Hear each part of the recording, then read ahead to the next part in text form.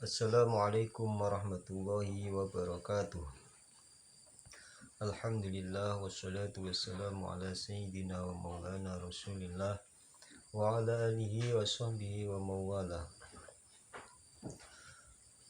Rabbi shrah li sadri wa yassir li amri wa hlul 'uqdatam min lisani yafqahu qawli. At-talamid wa tilmidat al-'isa. Alhamdulillah, ya bina nashkuru ila Allah ta'ala alladzi qad a'tana ni'matan wa hidayatan wa taufiqan wa sihhatan wa afiyah allati biha nastati wa nastamira dirasatana fi hadhihi munasabah al-mubarakah wa nabtadi'u dirasatana bismillahirrahmanirrahim. Para siswa dan siswi, santri-santri yang saya hormati, yang berbahagia, bersyukur kita kepada Allah atas segala nikmat dan karunia yang diberikan kepada kita sehingga kita masih bisa melanjutkan belajar pada kesempatan kali ini, melanjutkan pelajaran yang sudah kita bahas pada pertemuan yang lalu. Mudah-mudahan kita semuanya bisa mengikuti, bisa memahami, bisa mencerna, dan ilmu yang kita peroleh bermanfaat untuk diri kita, untuk kemaslahatan dunia, kemaslahatan agama, sehingga kita tergolong umat manusia yang selamat di dini wa dunya wal akhirah. Kita masih membahas tentang akhlak tercela. Pada pertemuan yang lalu sudah kita bahas tentang hubbud dunya, cinta dunia, di mana cinta dunia ini bisa menghantarkan manusia kepada kerusakan. Cinta dunia bisa menghantarkan manusia untuk berbuat berbagai macam kesalahan, baik kesalahan dalam beribadah maupun kesalahan dalam bermuamalah. Orang yang cinta dunia pasti niat, maksud dan tujuannya itu tidak karena Allah, tidak lillahi ta'ala, termasuk dalam ibadah, lebih-lebih di dalam bermuamalah. Inilah yang menjadikan orang yang memiliki penyakit hubbud dunya itu tertipu. Dia ingin mendapatkan keuntungan, tetapi sejatinya dia rugi dua kali, rugi di dunia dan rugi di akhirat. Oleh karena itu, penyakit hubbud dunya ini harus kita jauhkan. Biasanya orang yang cinta dunia itu dia akan takut mati, karahiyatul maut. Dia cinta dunia sementara dia takut mati dan tidak mau mati, tidak mau meninggalkan dunia. Inilah yang disebut dalam bahasa hadis penyakit wahan.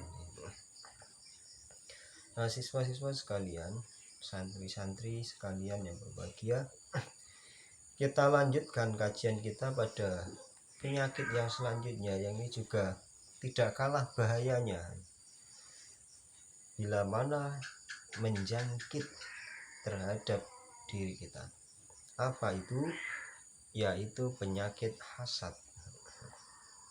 Nah, yang dimaksud dengan hasad itu apa? Jadi hasad itu, atau bahasa Indonesianya iri, dengki. Nah, Kalau dikasih definisi, hasad itu adalah tidak suka melihat orang lain suka, atau benci melihat orang lain senang. Orang yang memiliki sifat hasud ini biasanya dia tidak ingin orang lain itu memperoleh kesenangan.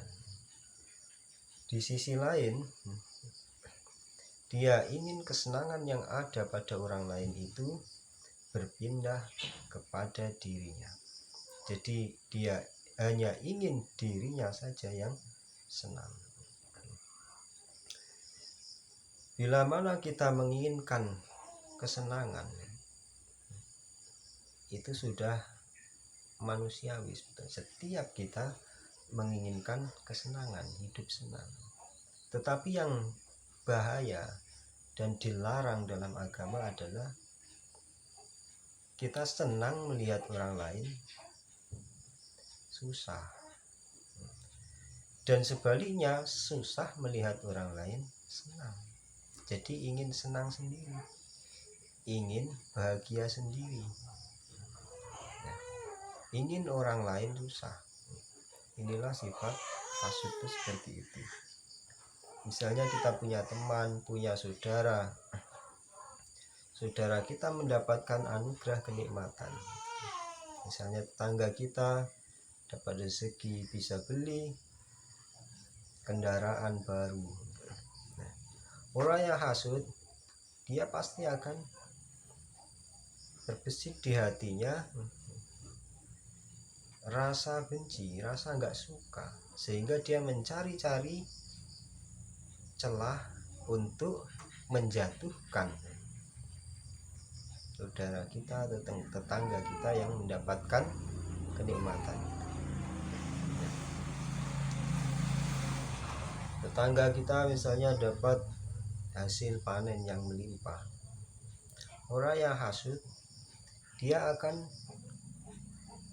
mencari-cari kesalahan dan bahkan tidak menutup kemungkinan dia akan menebarkan isu, menebarkan fitnah untuk menjatuhkannya. Misalnya dia mengatakan itu hasilnya banyak, misalnya karena nyuri, karena mengambil buah tetangganya, dan seterusnya. Padahal tidak. Jadi ada saja. Atau bahkan dia berusaha untuk merusak kenikmatan yang diberikan Allah kepada saudaranya itu. Misalnya tetangganya punya kendaraan mewah, oleh Allah diberi rezeki, dia akan berusaha untuk merusak kendaraan yang dimiliki oleh tetangga itu. Nah, kalau suatu ketika misalnya tetangga kita tertimpa sesuatu yang tidak menyenangkan, di dalam dirinya itu ada perasaan senang. Nah, itulah orang yang memiliki sifat hasud. Nah, rekan-rekan semuanya yang berbahagia, kenapa orang bisa terjangkit penyakit hasud? Ini ada beberapa sebab. Di antaranya adalah al-adawatu wal baghdha, permusuhan dan saling membenci. Biasanya orang itu kalau sudah bermusuhan, saling membenci, maka terhadap musuhnya, terhadap orang yang dibencinya, itu apapun yang terjadi pada orang yang dibenci itu, misalnya orang yang kita benci itu mendapatkan kenikmatan, kalau diri kita ada hasud dalam diri kita merasa senang. Sementara orang yang kita benci mendapatkan musibah, kita akan merasa senang. Nah, berarti kita terjangkit penyakit hasud. Makanya permusuhan, saling membenci, ini harus kita hilangkan dari diri kita. Sebab kalau tidak, permusuhan dan saling membenci ini akan menumbuhkan benih-benih hasud di dalam diri kita.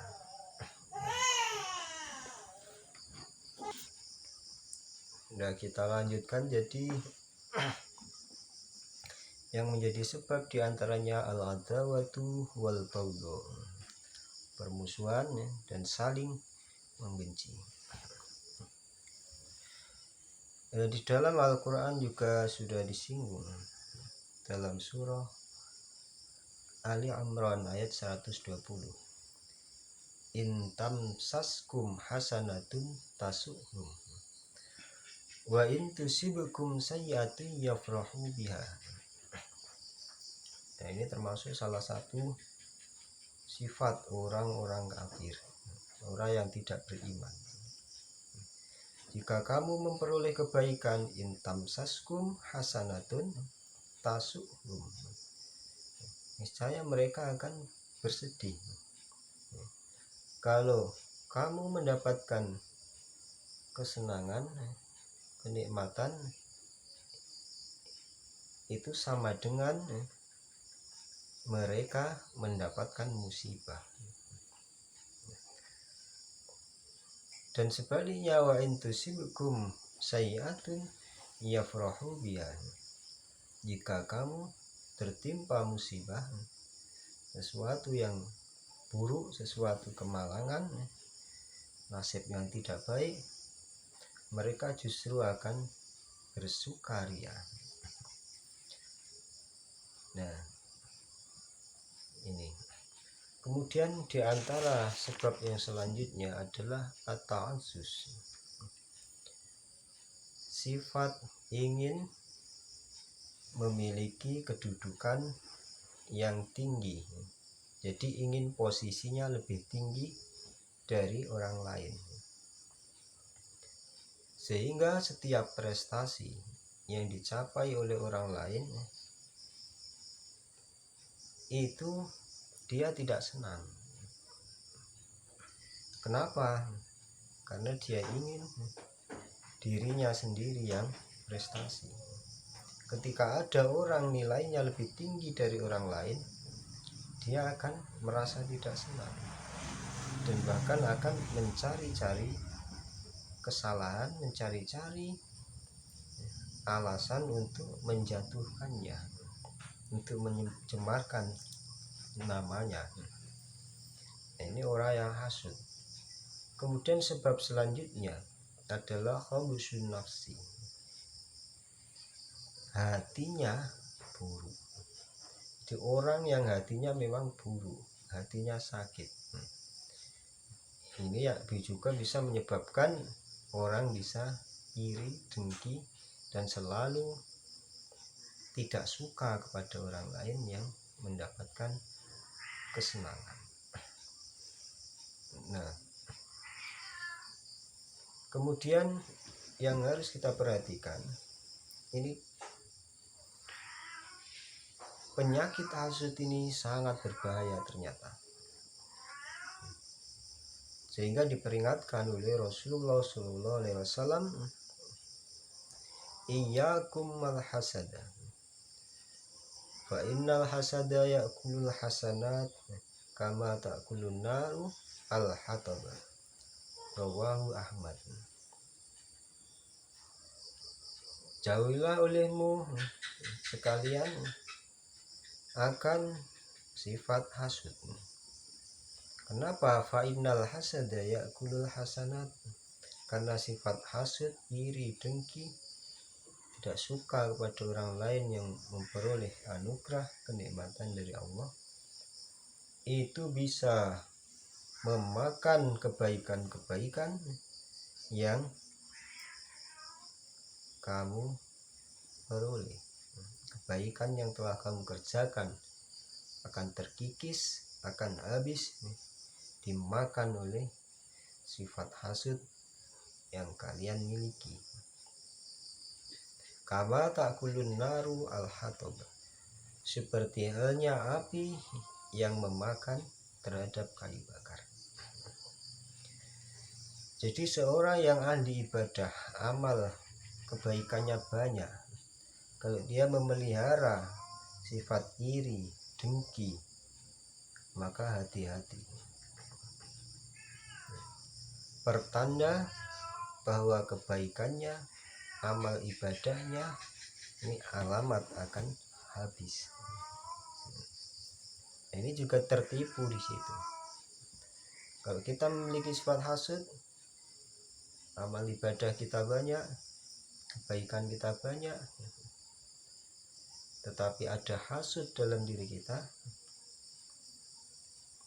jangan merasa bahwa kita punya amal. Karena apa? Karena amal ibadah kita akan terkikis, termakan oleh hasud kita itu. Makanya diantara upaya untuk menghindari agar diri kita terbebas dari hasud, tidak lain adalah dengan mengenali bahaya-bahayanya. Dan tadi sudah dijelaskan diantara bahayanya sifat hasud.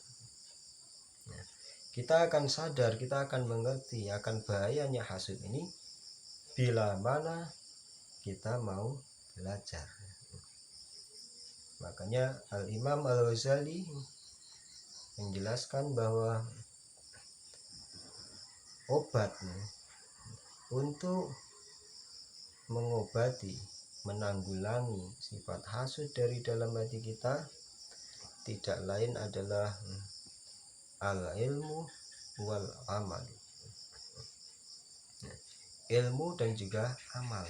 Pertama kita harus mengerti, mengetahui hasud itu apa, supaya kita tidak terjerumus. Kita harus tahu. Kemudian kita harus mengerti bahaya-bahayanya, supaya kita ada warning, ada peringatan, supaya kita tidak berani untuk melakukannya, untuk memeliharanya, dan segera untuk mengobatinya. Nah, ini diantara upaya untuk menghindari sifat hasud. Memperbanyak amal ibadah, karena ibadah yang tulus, yang ikhlas, mendekatkan diri pada Allah, di situ kita akan dibimbing oleh Allah, senantiasa ada di jalannya. Kita akan diberi manisnya bersama Allah, sehingga kita lupa memperhatikan terhadap orang lain, lupa iri pada orang lain. Nah, perbanyak syukur. Karena apa? Karena ketika orang lain diberi kenikmatan oleh Allah, kita pun juga diberi kenikmatan oleh Allah. Ketika orang lain diberi kelebihan, kita pun diberi kelebihan oleh Allah. Jadi Allah Maha Adil. Maka tidak perlu kita iri, tidak suka kepada orang lain. Banyak-banyak bersyukur kepada Allah. Karena semua yang terjadi baik pada diri kita maupun pada orang lain, itu Allah yang memberinya. Ketika kita tidak suka, berarti kita sama dengan tidak suka kepada Allah, sang pemberinya.